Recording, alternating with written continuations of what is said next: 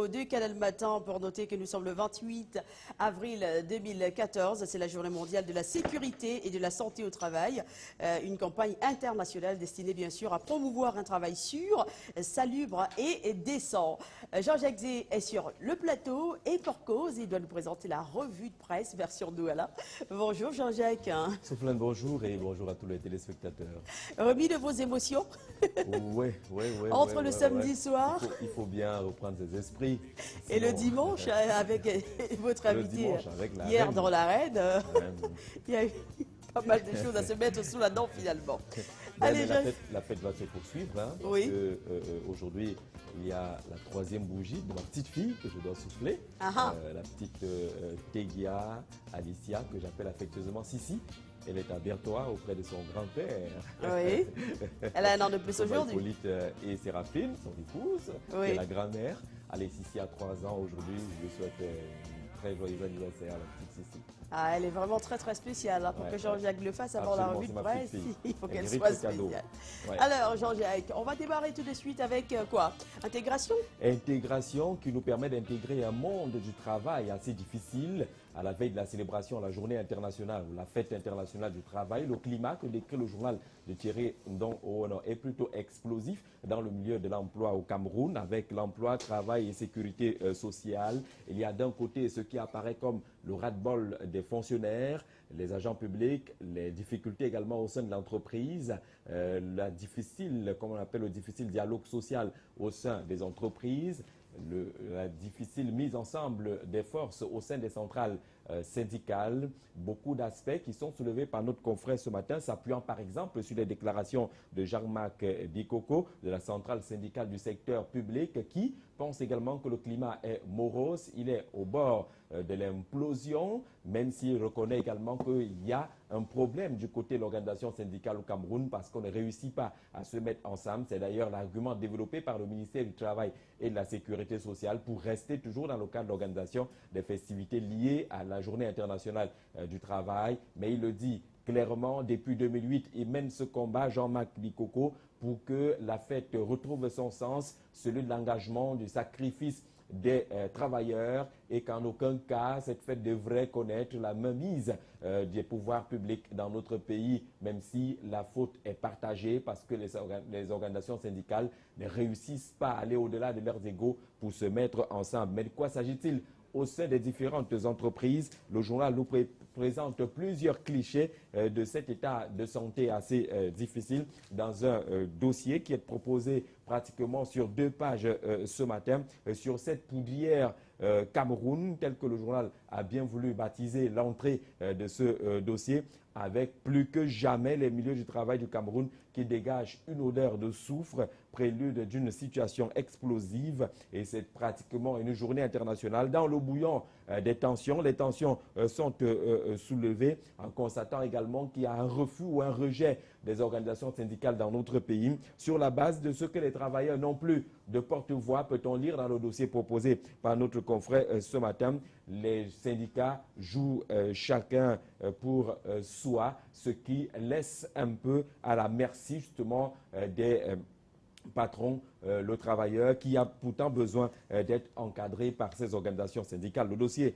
est proposé par notre confrère ce matin, qui profite en tout cas pour nous parler de ces grognes des employés du parapublic, du privé, avec pour point d'orgue la querelle des employés et employeurs dans plusieurs structures. Le cas, par exemple, la Caisse nationale de prévoyance sociale retient l'attention du journal ce matin, où de ce côté-là, il y a une bataille entre la direction générale et quelques organisations syndicales à la CNPS. Le dossier est à lire ce matin dans les kiosques. Le pied de une de l'intégration est consacré à la canonisation de Jean 23 et de Jean-Paul II. Priez pour nous, ils sont désormais saints depuis hier à la place Saint-Pierre de Rome, à cette occasion donc qui a valu le déplacement de plusieurs leaders mondiaux. Ce qu'on peut savoir, c'est que le calendrier liturgique va radicalement changer avec l'intégration de ces nouveaux saints. Le 11 octobre sera maintenant, depuis hier, Saint Jean 23 et le 22 octobre, ce sera Saint Jean-Paul II qui ont ainsi été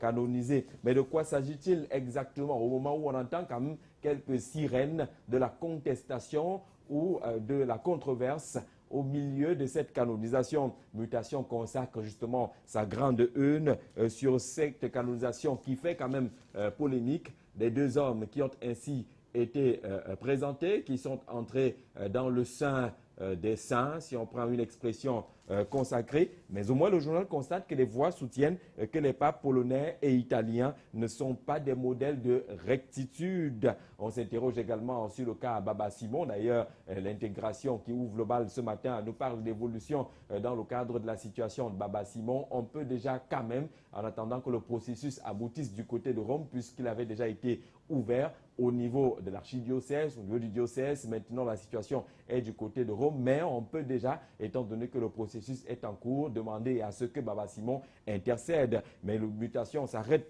beaucoup plus sur ce qui est dit autour de Jean-Paul II et de Jean 23. Déjà, pour les bons points de Jean-Paul II, on le présente comme un homme qui a suffisamment été humble, auteur d'une église catholique romaine ouverte à la modernité, mais également, il parlait d'un écuménisme grâce à l'argionamento de ce qu'on peut appeler le Concile Vatican II, qui a permis une mise à jour de ce côté-là. Jean 23, inlassable voyageur, qui regardait en face la chute du communisme, mais beaucoup s'interrogent sur la promptitude, la rapidité qui accompagnait la canonisation de Jean-Paul II par rapport à Jean 23 et à d'autres qui étaient revendiqués. Mais c'est intéressant de lire ce que pense Jean-Paul Bouteiller, qui est le diplômé en droit canonique et directeur adjoint du département du droit canonique à l'Université catholique d'Afrique centrale, qui nous précise en tout cas ce que c'est qu'une canonisation, parce que chacun donne sa définition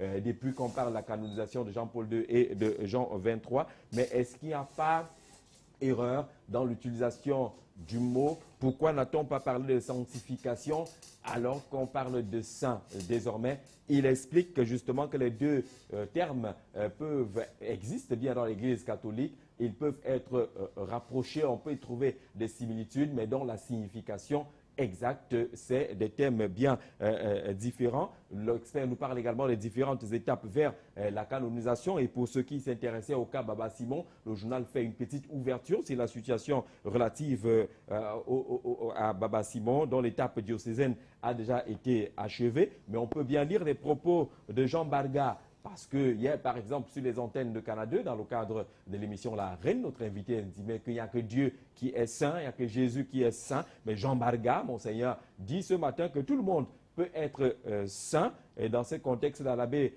Jean Destre Amougou ajoute que la sainteté ne veut pas dire perfection.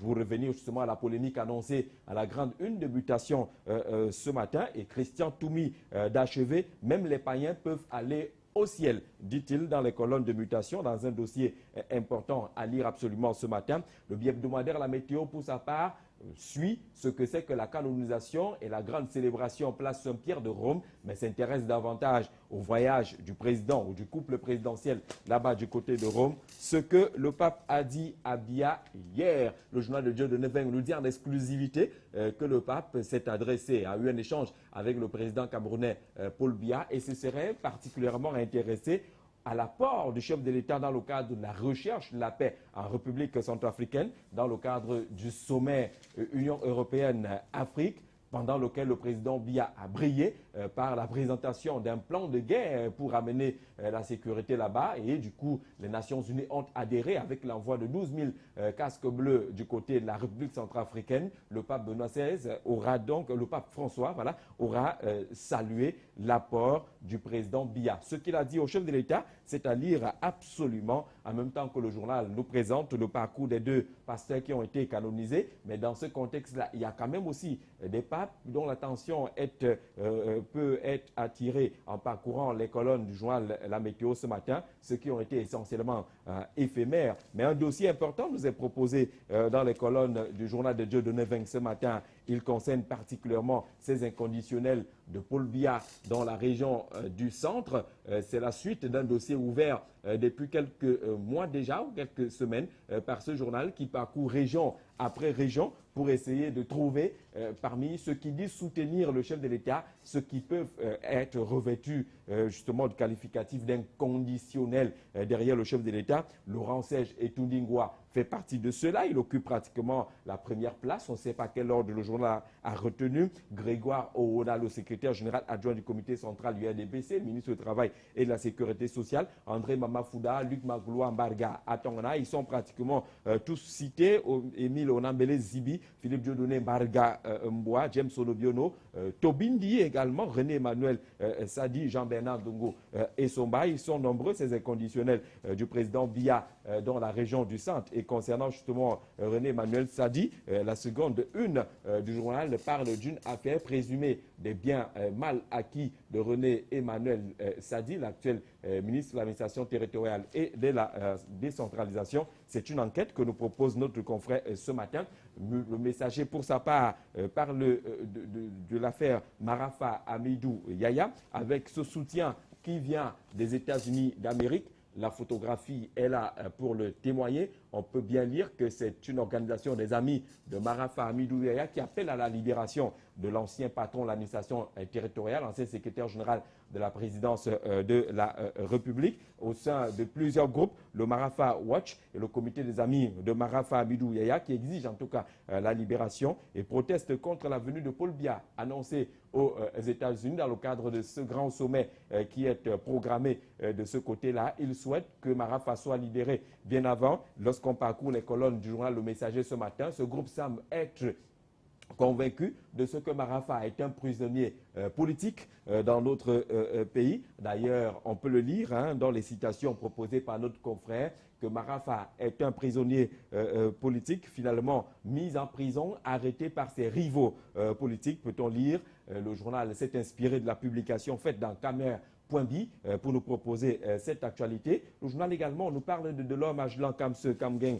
qui a quelques soucis de santé après les 5 jours de grève de la faim passés à l'entrée de l'Arcel du côté de Yaoundé. On annonce justement qu'une rencontre devrait avoir lieu aujourd'hui même entre les responsables de l'Agence de régulation du secteur de l'électricité et les membres de la Ligue camerounaise des consommateurs, dont Majlan Kamse Kamgen est le président, peut-être pour aboutir à avoir une position exacte de cette structure quant à l'augmentation du prix du kilowatt-heure de l'électricité annoncée dans notre pays. 2 ou 3 choses à lire dans les journaux ce matin.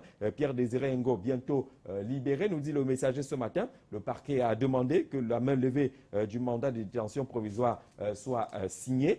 Beaucoup de journaux en parlent également ce matin, mais l'œil du Sahel s'intéresse à la lutte contre Boko Haram dans le septentrion camerounais, en observant par exemple que le ministre de la Défense est bel et bien sur le terrain, mais les absents sont également connus et identifiés. Il s'agit de René Emmanuel Sadi, le ministre de l'administration territoriale et de la décentralisation. Il s'agit également de Martin Bargangele, le délégué général à la sûreté nationale, qui, selon le regard jeté par notre confrère ce matin, sont essentiellement absents sur le terrain au moment où leur et les esprits des populations de l'extrême nord.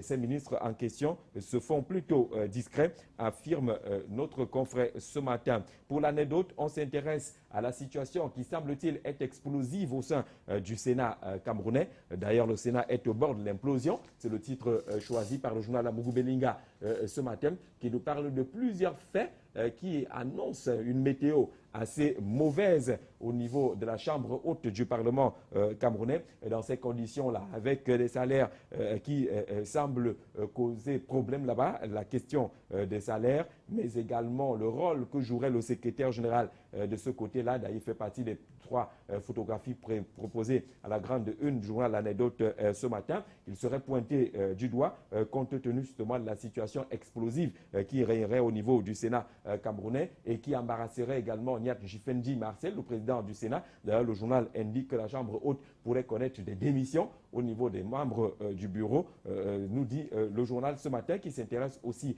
à cet incendie du côté de Yaoundé 6e. Ombres et lumières d'un incendie par le journal. Et puis, le journal du monde juridico-judiciaire est dans les kiosques ce matin. Nous parle par exemple du concours administratif du côté de l'ENAM. L'ENAM poursuivi pour falsification des résultats. C'est le grand titre choisi par notre confrère ce matin qui nous informe d'ailleurs que le ministère de la fonction publique était devant la barre. L'enquête sur ce qui s'est passé nous est proposée par le journal de Christophe Bobiokono ce matin, qui nous parle aussi de cet appel à la libération de Pierre-Désiré Ngo, en affirmant en tout cas relativement à ce que le ministère public a demandé, le retrait de son mandat d'incarcération, qu'il pourrait, l'ancien patron de la Caisse nationale de prévoyance sociale, retrouver la liberté. La mauvaise nouvelle dans quelques titres ce matin qui annonce par exemple qu'un arrêt de travail pourrait être observé dans les milieux de l'éducation dans notre pays à partir d'aujourd'hui. Ces mutations qui nous parlent de cette grève des enseignants annoncée dès ce jour. Des syndicats du secteur réclament notamment l'octroi d'une prime de documentation et de recherche, comme on le dit, affaire à suivre. Merci beaucoup Jean-Jacques Zé pour cette revue de presse. Nous allons tout de suite mettre le cap sur Yaoundé. Ghislain Pierre-Issono a lu pour nous les quotidiens, hebdomadaires et autres journaux apparaissant dans la capitale politique camerounaise. Bonjour Ghislain Pierre-Issono. Et autres journaux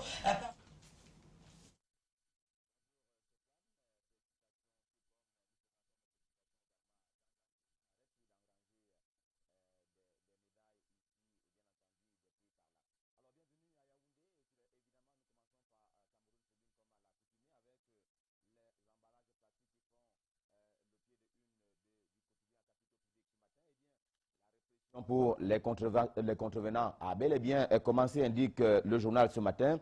Sur le terrain, naturellement, l'unité d'appui de la brigade opérationnelle, elle sillonne les espaces commerciaux. Alors, première moisson, c'est un cas pratique que l'on prend à Yaoundé. Plus de 27 000 sachets ont déjà été saisis par cette brigade spéciale. Mais la grande une du quotidien à Capitaux Publics ce matin, bien entendu, c'est au Vatican, avec cette cérémonie qui a eu lieu hier, eh bien, où Paul Biya était, bien entendu, aux premières loges. Le chef de l'État camerounais et son épouse ont assisté assidûment à la double canonisation hier de Jean-Paul II et bien entendu et Jean XXIII. C'était à la place Saint-Pierre. Eh bien, le journal indique qu'il a bénéficié d'une attention on ne peut plus particulière du protocole du Vatican. Eh bien, apprend-on de Monda Bankoa, qui était l'envoyé spécial de Cameroun Tribune pour la circonstance. Et bien entendu, un moment historique d'aboutissement d'un long processus dans l'une des étapes pour ce qui est de Jean-Paul II, qui avait commencé le 1er mai 2011 par la béatification. Et bien entendu, le Cameroun se devait de lui rendre un vibrant hommage parce que Jean-Paul II est très bien connu sur la place camerounaise.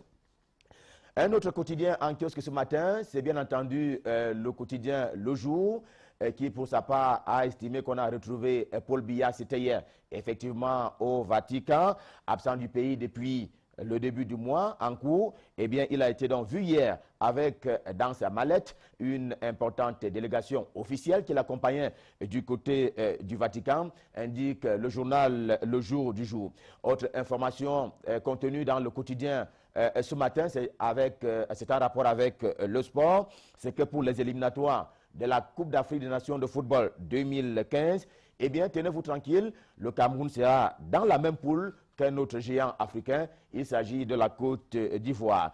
Un quotidien pouvant en cacher un autre, le quotidien Émergence, également en kiosque ce matin à Yaoundé, annonce comment les nominations sont bloquées du côté du ministère des Finances au Cameroun.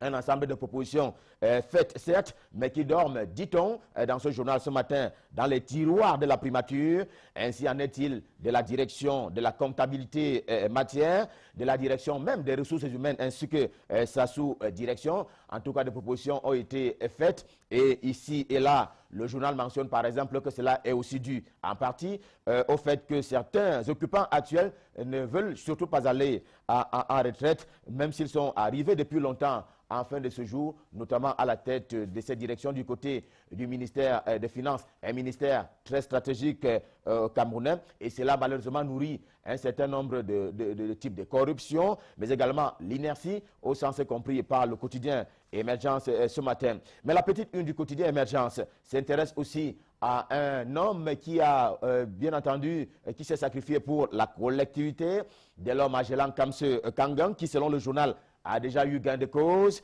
Une réunion qui a lieu à 10h ce matin même, du côté de l'ARCEL, l'agence de régulation du secteur de l'électricité, eh bien, devra rendre, au terme de cette réunion, on devrait rendre public un communiqué visant la non-application de l'augmentation du coût annoncé de l'électricité au Cameroun. À lire donc dans le quotidien Émergence, édition de ce matin. Loin de cette actualité, un autre journal, un hebdomadaire, cette fois-là, Le Soir, ce matin, qui a déjà fait ses pronostics relativement au remaniement ministériel qui est également annoncé au Cameroun.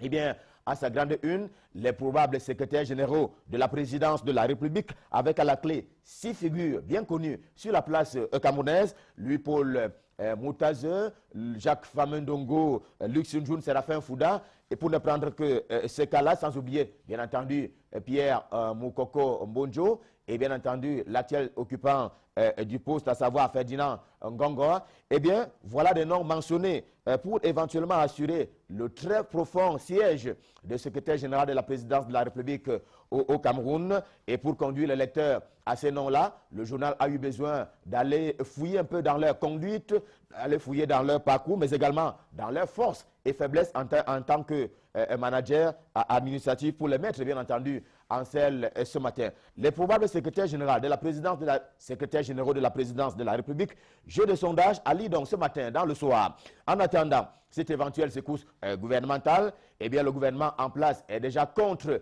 le paiement des rançons nées, bien entendu, des enlèvements et prises d'otages, notamment du côté de l'extrême nord. Cameroun, apprend-on ce matin du journal Indépendant, eh bien c'est que l'État camerounais s'oppose désormais et de concert avec les Nations Unies au paiement des rançons. Cela fait suite aux enlèvements et prises d'otages en Afrique notamment, et Yaoundé, ainsi que le gendarme du monde, j'ai nommé Nations Unies, estime que, selon l'hebdomadaire L'Indépendant ce matin, estime donc que le versement des rançons perpétue manifestement et malheureusement les prises d'otages, encore que le mémorandum d'Alger sur la lutte contre le terrorisme va dans le même sens. Il ne s'agit pas ce matin du terrorisme dans un autre quotidien, mais cette fois-là, d'expression anglaise. Avec nous également sur ce plateau ce matin, The Guardian Post, un hebdomadaire, un quotidien camerounais d'expression anglaise, mais on n'en est pas si éloigné parce qu'à sa grande une, en tout cas, on lit Power 30 Money Elite Behind Jailing of SCNC Leader. C'est qu'à la forme interrogative, eh bien, c'est la question est celle de savoir qui s'est caché derrière la mise aux arrêts du leader de ce mouvement sécessionniste au Cameroun.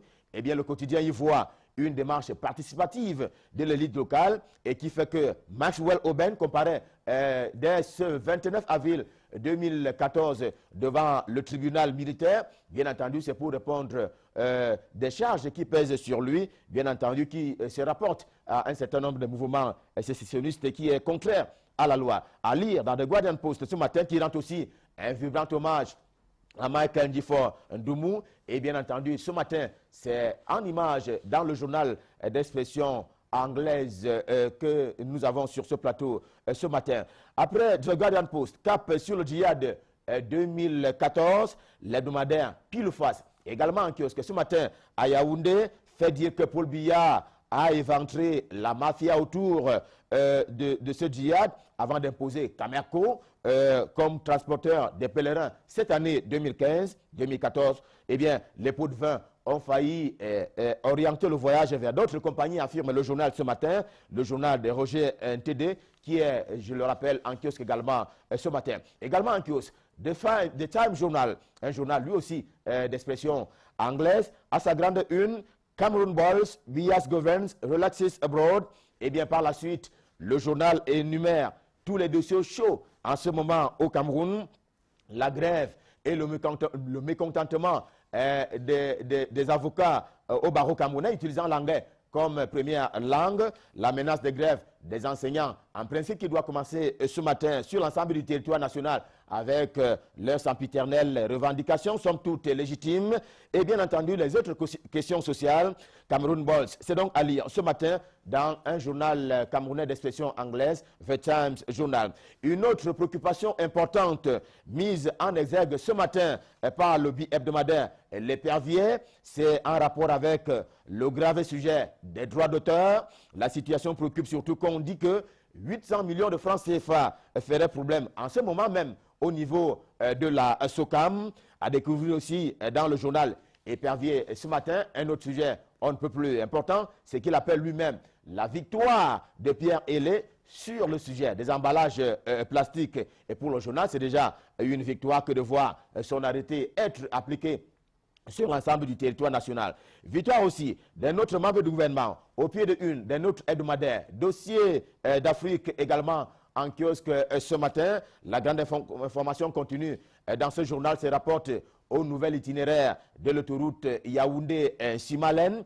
En gras, le journal nous apprend que la section qui part du point de rase campagne à Hala, une banlieue de Yaoundé, arrive au carrefour Sam et bien arrivera par la suite à la poste centrale. Et ce sera au moyen d'un échangeur. Et cet échangeur va traverser le boulevard du 20 mai à Yaoundé. Et bien, des données pratiques qui sont contenues dans le journal Dossier d'Afrique ce matin. Bien entendu, des informations pratiques à lire. Et bien entendu, avec des précisions du ministre Jean-Claude Mouenchou, qui est ministre de l'Habitat et du Développement urbain.